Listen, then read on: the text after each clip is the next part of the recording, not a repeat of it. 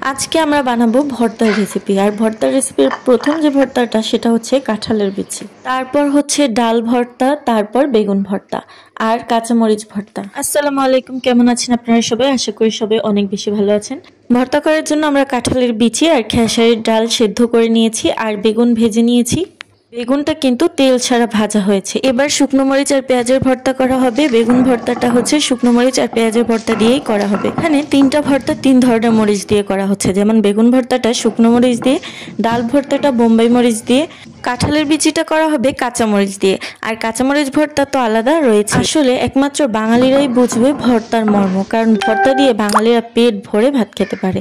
তেমন আমরাও ঘরের সবাই ভর্তা থাকলে একদম পেট ভরে ভাত খেতে পারি। এবার তৈরি করে নিচ্ছি আমাদের বেগুন ভর্তা। যে মরিচ পেঁয়াজের ভর্তা বানিয়েছিলাম সেটা দিয়ে বেগুন ভর্তাটা তৈরি হয়ে গেল। বেগুন ভেজে যদি ভর্তা করা হয় সেটা কিন্তু আমার কাছে বেশ মজা লাগে। আর এটাও ভেজে ভর্তার মতোই হয়েছে, তবে তেল ছাড়া। যাই হোক, এবার হচ্ছে আমরা খেসারির ডালটা ভর্তা করব। আর খেসারির ডালটা ভর্তা করা হয়েছে বোম্বাই মরিচ দিয়ে। তো এটার সাথে বোম্বাই মরিচ এবং পেঁয়াজ মিক্স করে ভর্তাটা তৈরি করে নেওয়া হয়েছে। এবার হচ্ছে আমরা কাঁচামরিচ ভর্তা করব। আর কাঁচামরিচ ভর্তা হচ্ছে সব থেকে মজাদার ভর্তা। রসুন, পেঁয়াজ আর কাঁচামরিচ একসাথে মিক্স করে যে ভর্তাটা করা হয়।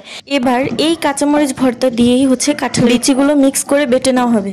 এখানে কিন্তু তৈরি হয়ে গেল আমাদের 5 ধরনের ভর্তা: কাঁচামরিচ ভর্তা, পেঁয়াজ মরিচ ভর্তা এবং ডাল, কাঁঠালের বিচি, বেগুন ভর্তা।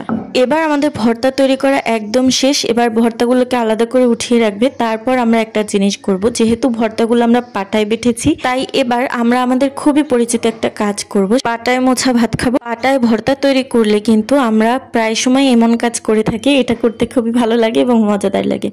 তো সব ধরনের ভর্তা একটু একটু নিয়ে নিয়েছে। নেওয়ার পর পরিমাণ মতো লবণ দিয়ে এবার ভালোভাবে মিক্স করে এগুলো আমরা খেয়ে ফেলবো। আর এইভাবে হরেক রকম ভর্তা দিয়ে ভাত খেতে কার না ভালো লাগে। আপনার ভর্তা দিয়ে ভাত খেতে কেমন লাগে অবশ্যই জানাবেন কিন্তু।